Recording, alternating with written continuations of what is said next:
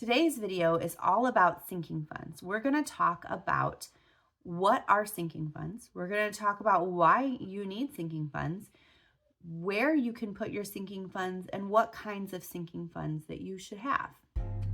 Hi, I'm Megan with Bethel Budgets. I'm here because it's more than just math. At some point, you've probably built a budget. You've laid out your income, you've laid out your expenses, and thought it's simple math. I'll just stick to what's on the paper. But then life happened and your budget didn't work out. The reason? Because it's more than just math. That's where I come in. Let's figure this out together. Don't give up. You've got this. Before we jump into that, I want to thank you for being here on my channel. If you're new, welcome, and please hit the subscribe button. And once you do that, comment down below that you're a new subscriber so I can personally welcome you to my channel. First, what are sinking funds? A sinking fund is a goal. It's a large amount of money that you're trying to save. So you're going to put a small amount of money into it regularly over time until that fund is met, until your goal is met. Why do you need sinking funds? You need sinking funds, one, because it strengthens your monthly budget. You don't want to be messing with your monthly budget. You want your monthly budget to be mostly the same every single month. I hate when my monthly budget gets messed up. I want my monthly budget to stay the same every single month. So anything that surprises me or is unplanned or is an expense that's like over $100 or anything that occurs yearly, all of that's going in my sinking funds list because it will mean that I have to adjust my monthly budget and do a whole lot of math that I don't want to do. So that is stuff that goes into my sinking funds, which means my monthly budget is strong and it stays the same and it keeps me going. That is a more than just math piece of this puzzle that will help you as you go. Another reason that you need sinking funds is for the peace of mind that sinking funds give you. When you go to make a large purchase and you have the money to do that in cash, it feels good. You don't have to stress out about it.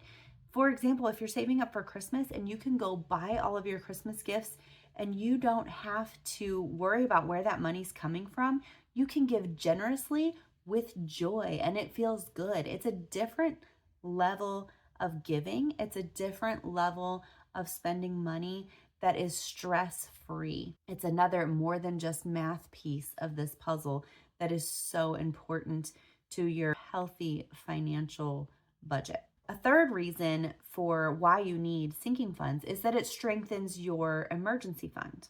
Your emergency fund is one of the first things that you need to do when you start budgeting.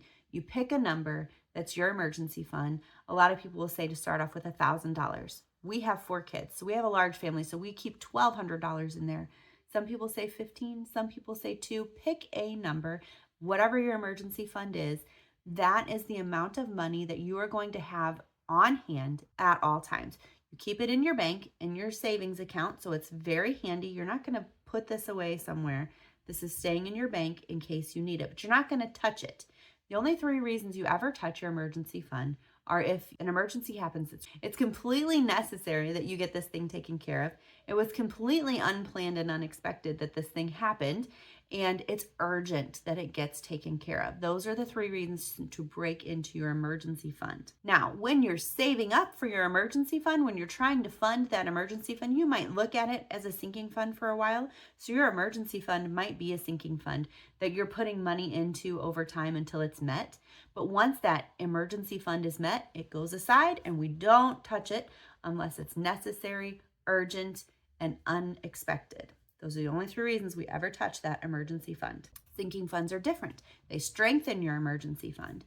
So if you have an emergency fund, but then you get to a point where you can also build up a home repair fund, if something happens to your home, then you can pay for that out of your home repair fund, keeping your emergency fund aside still for another type of emergency. You'll get there with your sinking funds. It just takes time. The more sinking funds you have, the less emergencies you have to break into that emergency fund because things are covered over here instead. We've talked about what a sinking fund is and why you need them. Let me give you some examples of what sinking funds are. So Christmas is one of my favorite examples to use for sinking funds. Christmas is coming. You know it's coming every single year. And Christmas is a large expense. There is no way in your December monthly budget that you're going to be able to find enough money in that budget to cover all of those gifts that you're going to want to buy. So you're putting yourself at risk of debt. A lot of people go into debt in December for Christmas, and don't do it. Don't do it. We're going to fix that right now. So you put yourself at risk for going into debt. For example, say you need to spend around $1,200 for Christmas gifts between all of your family members, your kids, your spouse, eating, food, cookie decorating, all of those trips, gas, everything. $1,200 for your Christmas sinking fund. So you know $1,200 is coming, and it's coming out in December. So you have 12 months to save up for Christmas. So you're going to put $100 in this sinking fund every single month for 12 months until that sinking fund is met. Then come Christmas, you can give generously, buy all the gifts that you need to, go all the places you need to, decorate all the cookies you want to, and you don't have to worry. It's going to be a much less stress Christmas. I can't promise stress-free because, you still got to go visit your family. And we all know that sometimes that can be a little bit stressful for some people. But the financial stress will be way less because you had a sinking fund. And whatever you don't use for that sinking fund can carry over for next year. So you need a sinking fund. Christmas is a great example of a sinking fund. Other examples of sinking funds would be a yearly subscription. Say you want to learn how to speak Spanish, and the subscription for that app is $120 a year. Well, you know that's coming, and so you're going to put $10 aside every single month for 12 months until you can pay for that subscription. Also, another good, a shorter term example for sinking funds would be the oil change on your car. If you have a big old car and maybe you need new wipers and all of that too, it could cost you $150. That is gonna be tough on your monthly budget. So you take that $150, you divide it up over 3 months, because usually it's about 3 months that you're getting an oil change. So you divide that up. Every month you're putting $50 aside for an oil change. And good news, if you don't use all $150, you just keep that in there, and then you can put another X amount of dollars aside for the next 3 months until you reach that $150 again. And so it just keeps rolling over, and you're saving money over time until that fund is always met. So it really strengthens your emergency fund, it strengthens your monthly budget, and it gives you peace of mind. All of these more than just math pieces of this budget puzzle. It's so good for you. Sinking funds for the win, I promise. So now we're going to talk about the different kinds of sinking funds. When you're thinking through the kind of sinking funds you want to start saving for, there are 5 or 6 buckets that you can start thinking of to create your list. Some people just do this as their list, and they start plunking money into that regularly, and then they pull from that as they need to. That is fine for some people. However, I am a big proponent of knowing where every single dollar is going. So within these categories, I use these categories to come up with my list, and I keep a list, which I'll show you here in a minute. I keep a list of all of the sinking funds for the whole year, and then I keep another tab with a list of all of the sinking funds for my long-term sinking funds. It's really important that you know exactly how much you need to save. I think it's important to have specific and measurable goals. Risk SMART goal. Sorry if that's cringy for you. I know some people just they hear the word SMART goal and they just, ugh. But I'm sorry.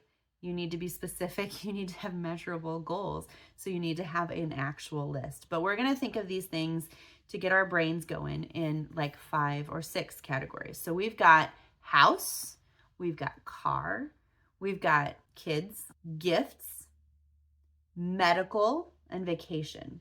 So you can think those are all the big things that you can think through when you're thinking through this list of things that you want to add to your sinking funds list. Now, I keep mine as I would like to encourage you to. This is where I'm going to stop giving general advice and tell you how I would like you to do it as a part of the Bethel Budgets group.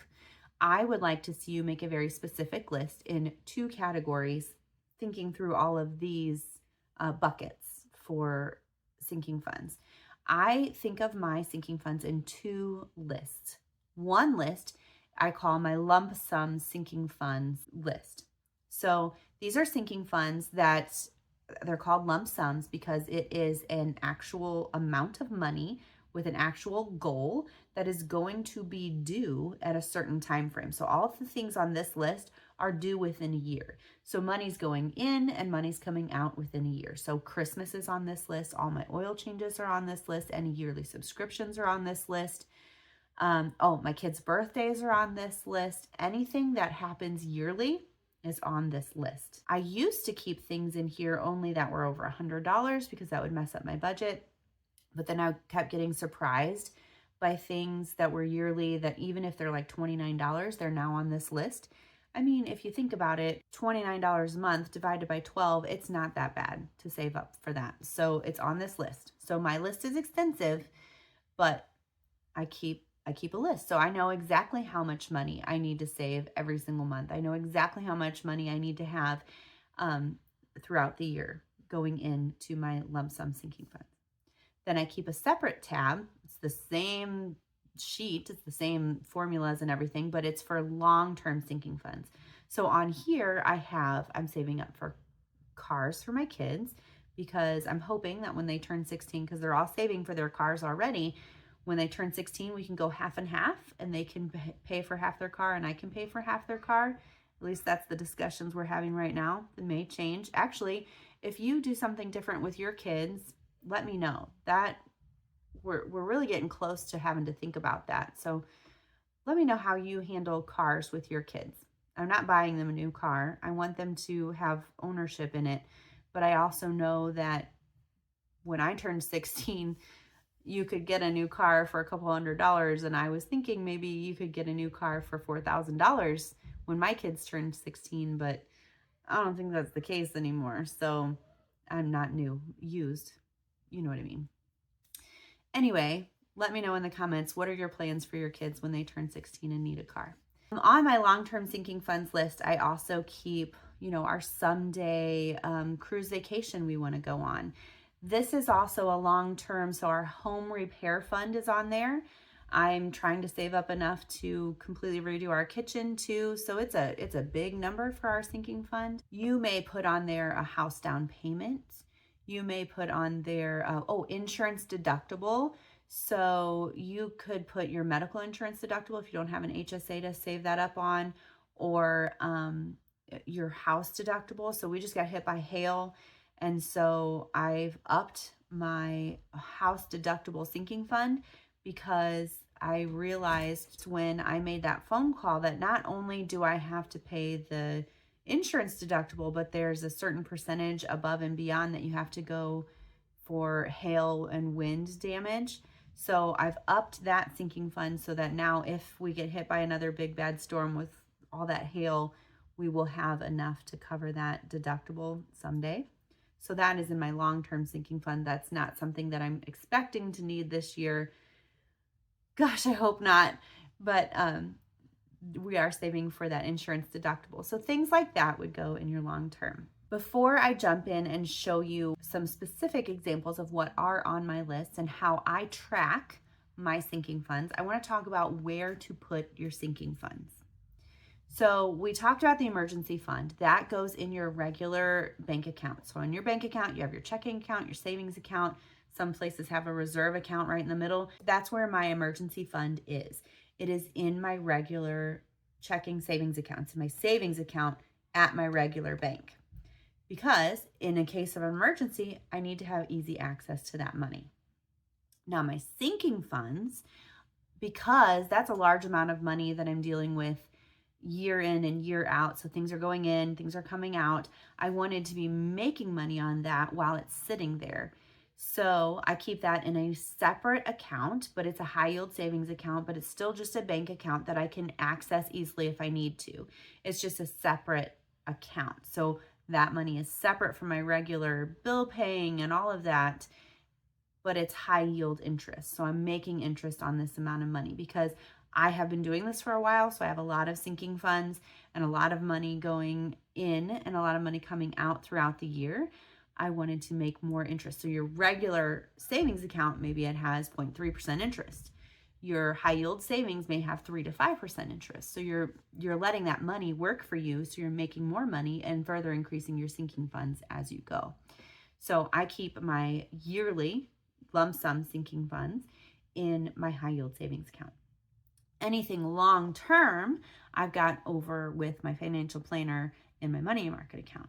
So I'm depositing that money over there on a regular basis. We don't talk a lot about that on my channel, but I do track it here in my tracker. Those are the different levels of where I would stash those things.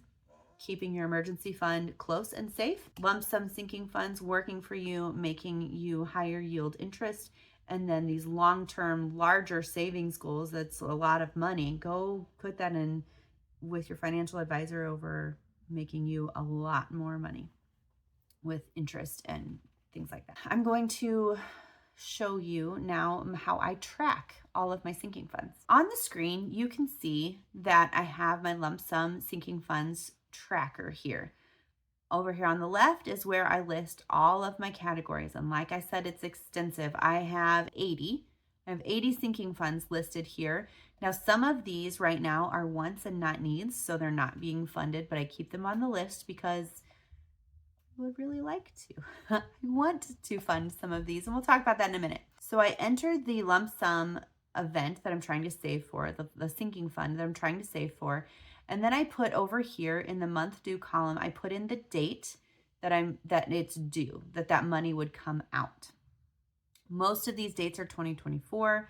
Some of them I've already switched over to 2025. Then over here, I would put the needed balance. So that's usually about $200. And over here is where I would put whatever I have left from last time. I think, so say the tickets ended up only being $185. That gives me $15 starting balance from last year. So I enter that starting balance. You can see that made the amount to save $185. The current balance that I have in there is $15. There are 9 months left until this event, meaning I need to save $20.56 every month to fund this fund. Now over here, as I'm going throughout the year, if I have notes that I want to put in, I can put them in here. So for example, this princess dance, maybe grandma's going to give money for that. So I can put grandma gives $20 in September. You can say something like that just to cue you in that maybe you don't have to give as much, or your fund will actually be higher. Something like that can go in that category. And then you can scroll over. Every month, there is a subtraction and an addition column. Okay, so the Princess Dance says that every month we'll put in here $20.56. So we go to January and we would put $20.56. Then the next month, when we scroll over to February, when we open this again in February, this will have gone down to 8 months. So this number would still be $20.56. But for example, we're going to say that we had to pay a deposit to go. So if we had to do that, we would say a $35 deposit for tickets. So that showed up as a negative number. So on the negative column, you put your negative $35, and then that shows the current balance is 56. And as those months go on, this monthly amount will change. So it always keeps you up to date and on track for however many months until that's due, how much you need to put in there every single month. Now, the long term are the same idea. So if you wanted to go on a big vacation, that would go over here. College fund would go over here. Cars would go over here. House down payment would go over here. Now, again, these are big things, so you can keep them over with your financial advisor. My home repair fund, I keep some of that. That one I actually do keep in my high yield savings, and my insurance deductible, I would keep that in my high yield savings as well up until a certain point. And you can make up your mind about how much you want to keep close in your high yield savings and how much you want to keep in your money market account. So my insurance deductible, I would keep probably my regular insurance deductible is $1,000. Then there's that extra over that I would send over to my money market. The home repair fund, I would probably keep like $1,500, $2,000 in my high yield, and then anything over that, like if I'm saving $10,000 to redo something major, that would go over to invest with my financial advisor, because I don't need that right away. And if I do need it, I can take the time that I need to get it. That's the big difference. Do I need to access it, be able to access it right now? Or can I take a couple of days or a week to access that money? That's how you have to decide where to put that. But this is how you track all of those things. My lump sum sinking funds, you can see this list is, so I've got some yearly subscriptions on here. I've got my oil change on here. Fresh Time vitamin sale. This is twice a year. They have a huge, it's like, I don't know, 30% off all of their vitamins and minerals and things like that. So we stock up. Like we take a list of everything that we usually buy and how often we buy it. And then we save up for that sinking fund and we go buy it all twice a year. Everything that we need for the whole 6 months, twice a year, we save up and go buy that then, because we save money doing it that way. My husband's books, Mosquito Squad. So a lot of times like Mosquito Squad, so that's a service that we get to keep the mosquitoes away. Our insurance, things like that. Those are all things that you can save money by doing instead of monthly payments or monthly installations. If you save up and do a big lump sum in 6 months or a year, you can save money that way. So field trips are on here. My kids' birthdays are on here. Holidays are on here. Valentine's Day, Easter's on here. Instacart, I can delete that line item because I canceled that subscription after our February challenge. You can go see that video. So all of these things I leave in here as I send people this spreadsheet too, so that it could inspire you to think of something that maybe you would have left off of your list and then been surprised by. I don't want anything to mess up your monthly budget either. Okay, I hope that was helpful to you, that you could see what sinking funds are and why you need them and what kinds of sinking funds you should be doing and how to track them. If this was helpful to you, please make sure you subscribe before you go and leave me a comment that lets me know that you're a new subscriber so that I can welcome you to my channel. Thanks for sticking around. Keep going with your budget. You've got this.